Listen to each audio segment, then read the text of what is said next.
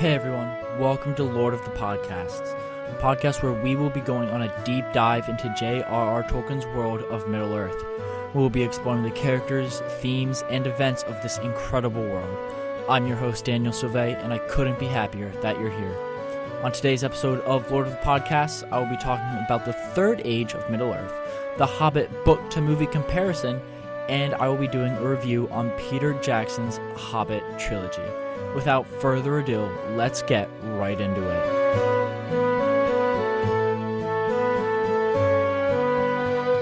Before we get into the main chunk of the episode, we do have some celebrating to do. On April 20th of 1964, the one and only Andy Serkis was born. In the Lord of the Rings movies, Serkis is known for his role as Gollum or Smeagol, but he has more roles that are very notable. He is mostly known for his motion capture roles like Supreme Leader Snoke in the Star Wars sequel trilogy, and his role as Caesar in the Planet of the Apes trilogy that ran from 2011 to 2017. Serkis is also supposed to be directing the upcoming Hunt for Gollum movie that is set to release in 2027. But now on to the large majority of the episode. So the Third Age can actually primarily be summed up in what takes place in the Lord of the Rings trilogy that is released in 1954 with the initial release of Fellowship of the Ring, and then is finished off just 1 year later with The Return of the King. I'm going to talk about three main events or stories in the Third Age that will talk about Gandalf's trip to Dol Guldur. I'll talk about The Hobbit, and I will talk about what the actual events in the Lord of the Rings trilogy, except that it will be a very summed up, very short part of the episode because I'll mainly focus on the Lord of the Rings trilogy in my next episode. But in the last chapter of the Silmarillion, Tolkien writes that there was peace to begin the Third Age. After the Battle of the Last Alliance, Isildur took the Ring of Power, but the ring has a will of its own, and it's constantly trying to get back to its master, Sauron, so he can fully regain his strength and rule Middle-earth. Now, after the Battle of the Last Alliance, Isildur and many of the free men went their separate ways. Isildur was the king of Gondor, the ruler, mostly the king of the free peoples of Middle-earth. And during one of his trips, I believe back to Rivendell, Isildur was ambushed by orcs in the Gladden Fields, and he did his best to get away. He put on the Ring of Power, which made him invisible, and dove into a river. Unfortunately for him, the ring grew in size and slipped off his finger. The orc saw him and shot him full of arrows, and the ring was lost. Now, for nearly 2,500 years, the ring sat at the bottom of the Anduin River. It sat there until Déagol found it, but Déagol was not alone. His friend, Smeagol, murdered him for the One Ring. Smeagol was then changed by the influence of the ring for about 450 years, and became to be known as the creature that is named Gollum. While Gollum was living in the Misty Mountains, an innocent hobbit, Bilbo Baggins, came across the One Ring. And Bilbo promptly took the ring, and it was Gollum's never again. But why was a hobbit in the Misty Mountains? So Gandalf the Grey had brought Bilbo along on a journey to help the dwarves of Erebor retake their kingdom under the Lonely Mountain. This mainly happens because the Lonely Mountain was occupied at the time by a dragon named Smaug. So Gandalf organized this quest with the goal to hopefully kill Smaug so he would not join Sauron whenever Sauron regained and built up his strength. With the unexpected help of Bilbo Baggins, the dwarves of Erebor are able to retake the Lonely Mountain, and with the help of Bard the Bowman from Lake Town, which is a town that's just very close to the Lonely Mountain, Smaug was killed. From that point on, Bilbo keeps the one ring in his possession. And so here's where I'm going to go back a little bit before the story of The Hobbit, which The Hobbit is a good book. Everyone should read it. It's probably one of the most influential books of all time. But that's a very, very small, summarized part of The Hobbit. I mean, there's so much more to it. I'm going to go back in time a little bit when Gandalf was still in the lands of Valinor. So he's not just a plain old wizard, Gandalf the Grey. He's a member of the Maiar race from the Undying Lands, and I've talked about the Maiar quite a bit on this podcast so far. I believe I'll talk about them some more. So Gandalf, Saruman, Radagast, and the two blue wizards arrive in Middle-earth with the strength to defeat Sauron whenever he arises again. Unfortunately, there are some uncertainties here in regards to Tolkien's text due to rewrites. So in some passages, the Blue Wizards come before the other three, and in some they all come to Middle-earth together. Regardless of whatever passage you choose as like your quote-unquote canon, it is important to note that only 4 people knew of where these wizards came from. That would be Círdan the Shipwright, Glorfindel, Elrond, and Galadriel, 3 of which were ring bearers of the Elven Rings. However, when Círdan met Gandalf, Gandalf took Círdan's ring. Now, not by force, Círdan did willingly give it to him. It's also important to note that in the Silmarillion, Tolkien says that the Blue Wizards do not come into the tales of the Third Age, and a lot of their story truly is a mystery. Ever most vigilant was Mithrandir, and he it was that most doubted the darkness in Mirkwood. For though many deemed that it was wrought by the ring-wraiths, he feared that it was indeed the first shadow of Sauron returning. And he went to Dol Guldur, and the sorcerer fled from him, and there was a watchful peace for a while. Now that's how Tolkien, I guess, technically was really describing Gandalf or Mithrandir. He was the most noble of the Maiar sent by the Valar. In response to the growing power that Sauron had, there was a White Council, or Council of the Wise, that was formed. And in the Silmarillion, it tells us that Gandalf, Saruman, Círdan, Elrond, and Galadriel and other lords of the Eldar were part of this council. Galadriel had wanted Gandalf to lead the council, but he declined, and Saruman, who was the oldest and wisest, was chosen. It's important to know that Sauron held a grudge against Gandalf and Galadriel for not choosing him immediately. Around 1100 of the Third Age, the Eldar and the Istari, or wizards, recognized that there was an evil entity that was rising in Dol Guldur, in Mirkwood. No one knew for sure what it was, but most believed it was one of the Nazgul or ring-wraiths, as I mentioned in the text I read earlier from the Silmarillion. However, Gandalf thought differently. He believed that the necromancer who had returned was Sauron himself. Gandalf eventually went to Dol Guldur to figure out what was going on, but when he arrived, the necromancer fled. Because of the emerging evil, the White Council was formed that I had just briefly talked about. When Thrain II went missing, who was a dwarf lord at the time, Gandalf went to search for him. Gandalf's search once again led him to Dol Guldur. He found Thrain, and there Thrain gave him a map and key to Erebor, which eventually kicks off the events of The Hobbit. Also, when he was in Dol Guldur, Gandalf fully realizes that the necromancer was Sauron himself. Gandalf escaped Dol Guldur and returned to the White Council. After relating his discoveries, he urged the council to attack Sauron while the One Ring was lost and while Sauron's power was not yet beginning to be restored. But Saruman said that it was better to watch and wait. He says that the One Ring had long ago rolled from the Anduin to the sea. By now, Saruman had already betrayed the White Council, but no one knew. So Círdan, Elrond, Gandalf, or Galadriel knew that Saruman was turning sides. He had spies searching the Anduin for the One Ring so he could become the most powerful being in all of Middle-earth. Now for the Lord of the Rings trilogy. I will keep the summary very short, as it is what I would be primarily talking about in my next episode as we dive into the books and Peter Jackson's trilogy. So when Bilbo was ready to go on one final adventure, he threw a massive birthday party for himself. Bilbo was turning 111 years old, and he left his party with quite a surprise. He put on the One Ring on his finger and he vanished. He secretly went to Bag End, his home, and left.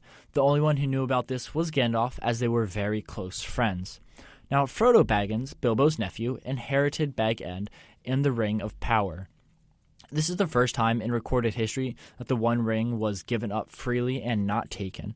So this does happen a few times in the Lord of the Rings trilogy, first by Bilbo, then Frodo, then Tom Bombadil, then by Sam, I believe. Or Frodo tries to give the ring to Gandalf and Galadriel, and he tries to get rid of the ring to pass the burden to someone else, but everyone turns him away because they don't want to be seduced by the power. So Frodo inherits the ring, and Gandalf organizes a quest for him to go to Rivendell, where Elrond lives. Through a lot of twists and turns, which I'll get into next episode, Frodo, Sam, his gardener, and Merry and Pippin, Frodo's cousins, arrive at Rivendell with a ranger from the north named Strider. The outcome of going to Rivendell is that the Fellowship was formed. It consisted of Frodo, Sam, Merry, and Pippin, Gandalf the Grey, Strider, or as we know, Aragorn, Boromir, who was the next in line for the stewardship of the Kingdom of Gondor, Legolas, the Woodland Elf, and Gimli the Dwarf. Together, their goal was to help Frodo destroy the One Ring of Power. Now, in their journey, Gandalf the Grey supposedly dies while fighting a Balrog in the Mines of Moria. Boromir is also killed, and Aragorn, Gimli, and Legolas try to track down Merry and Pippin, who were abducted by orcs. All this happens while Frodo and Sam are still trying to find their way to Mordor. Frodo and Sam met Gollum, and he is their guide for a while. Aragorn, Gimli, and Legolas fight with the free people of Middle-earth in defense of the Kingdom of Rohan at Helm's Deep, and Gandalf returns as Gandalf the White, replacing Saruman, who had turned his back against the Valar. Ultimately, Frodo and Sam make it to Mount Doom after Aragorn, Gimli, and Legolas help fight in the Battle of the Pelennor Fields. Aragorn makes his claim as the rightful king of Gondor, and he marches on the armies of Mordor. Frodo destroys the ring with a fight with Gollum, as the ring had corrupted both of them. In the end, all the ring bearers of Middle-earth were either dead, so like Gollum died, Sauron was killed, or the ring bearers go to the Grey Havens for a ship to take them to Valinor. Those who go with Frodo to the Undying Lands are his uncle Bilbo, who wore the ring, Gandalf, Galadriel, Elrond, and Círdan the Shipwright, who were all at one point wore elven rings of power. Thus ends the Third Age of Middle-earth. Now on to the next topic of the day, the book-to-movie comparison of J.R.R. Tolkien's The Hobbit. There is a lot going on during the Hobbit trilogy of movies, and unfortunately a lot of it doesn't exist in the book, which I think is most people's main problem with these movies. I'll get into like my personal problems for my review a little later, but my personal favorite of the movies is An Unexpected Journey, which is pretty faithful to the source material, except when Gandalf goes to Dol Guldur, which does not happen in the book because the book is entirely focused on the journey, on Bilbo's journey, becoming the thief that the dwarves thought he was supposed to be. So that's what the book mainly focuses on, and the movies just have a lot else to it. While Gandalf's journey to Dol Guldur does happen at this time, the event is, again, never mentioned in the book. But there's a lot else. For example, Legolas is in the movies, but he is never once mentioned in the book. It's safe to assume Tolkien had not even thought of really the character until he started writing Lord of the Rings, or until pre-writes for the Lord of the Rings started. I'm not entirely sure on that part, but Legolas is in there. There's also a love story between a dwarf and an elf, which, again, elves are not really a big part of The Hobbit, except for when the dwarves are captured in Mirkwood and Bilbo has to free them. So a love story between a dwarf and an elf is pretty unrealistic, especially in Tolkien's world, as I guess crossbreeding between races of living beings like dwarves and men, elves and men. It doesn't really happen all that much. So this is a lot similar to my complaints with the Rings of Power TV show, where the Hobbit movies take a bit too much creative freedom when it comes to adding or changing the source material. I feel like the Hobbit movies were what I would like to call MCU-ified, meaning that everything had to connect like the Marvel Cinematic Universe. So Gandalf had to go on this separate quest. We had to know what he was doing, where we didn't really need to. Gandalf could have just been like, I have to go deal with other things, and fans should have been able to accept that because that's what happens in the book. I also think trying to connect and having the White Council in the movies is a little too far as well, just simply because, again, it's not in the book. I think it's too much. Not everything has to connect back to the Lord of the Rings trilogy of movies that Peter Jackson wrote and directed. And it just kind of bugged me a little bit. And again, it's what I call the MCU-ification of things. We see it with a lot, even with DreamWorks, their logo now. When you go to see a DreamWorks animation movie, they'll have all the great animated movies they've made, along with the boy sitting on the crescent moon, and it's cool, but again, it's very similar to the MCU, where it was cool, but is it really necessary? now we are going to move on a bit to my review of the Hobbit movies, which it will be a fun one. So obviously you kind of heard a little bit of my thoughts of the movies with the book-to-movie comparison, which again, they could have done a significantly better job. So I just want to say it right out there. There is no part of me that really thinks that these movies are excellent movies by any means, but I have fun watching them. First things first, they're way too long. Depending on what print you're reading, The Hobbit is roughly around 300-ish pages, but there's a whole movie trilogy, which means each movie should take about 100 pages each. Now, I don't know how many people are actually familiar with reading Tolkien books, but he goes really in-depth in describing just random things. For example, in The Fellowship of the Ring, you go and you get the point of view of a fox watching Sam, Frodo, Merry, and Pippin. And you never have any kind of experience like that reading the rest of the trilogy again. And it's just kind of like one of those odd things that Tolkien does where he'll just describe a tree for really long, describe a mountain. And it's cool, but when a book is 300 pages and there's a trilogy, the movies are bound to be way too long. So each movie is 2.5 hours it's 2.5 hours long or longer. It just feels unnecessary every time I watch it. Most of the extra runtime is, side content, like the elf side characters or Gandalf travels to Dol Guldur. But I do genuinely wish they stayed true to the material because I think it could have been simply one movie. However, when these movies are true to the source material, it's amazing and just great to watch. For example, there's a scene where the dwarves are cleaning Bilbo's house after they invade and eat basically eat all his food he has in his house in Bag End. And they sing a song, and it's just such a fun, loving scene, and it's ripped straight from the book. I think that's where these movies genuinely excel, is when they stay exactly true to the source material. Like in The Desolation of Smaug, there's a barrel rider scene where Bilbo breaks the dwarves out of the elven prisons in Mirkwood. And again, it happens exactly like that in the book. I remember sitting and watching it in theaters with my dad at the time, with my dad, and I was in 4th grade, I believe, and I remember watching it, and I was just like, this happens in the book. It was so exciting for me to see things like that put straight to screen. But also, my favorite chapter in the book and my favorite scene out of the entire trilogy is Bilbo's lone interaction with the dragon Smaug. It's an incredibly written interaction in the book, and I genuinely think that's where Tolkien thrives best, where I feel like writers should be really good at dialogue, but none really excel like Tolkien does, in my opinion. The monologues between Smaug and Bilbo while Bilbo's trying to find the Arkenstone it's truly something else. It's something genuinely extraordinary, and I just love it so much. I love it's my favorite chapter. It's my favorite scene in the trilogy, and it's just incredibly written in the book, and it's done to perfection in the movie. A lot of it is helped out by Smaug, who's played by Benedict Cumberbatch, and Bilbo, who's played by Martin Freeman. And they have great chemistry on screen, and some of the best acting in the entire trilogy, set aside from Ian McKellen. And, I mean, that's not really saying a whole lot. Well, Ian McKellen is a great actor.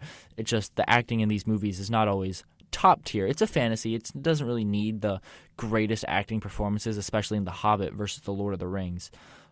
So with all that being said, The Hobbit trilogy gets a C rating from me, which is a little higher than Lord of the Rings, The War of the Rohirrim, which I reviewed a few weeks ago.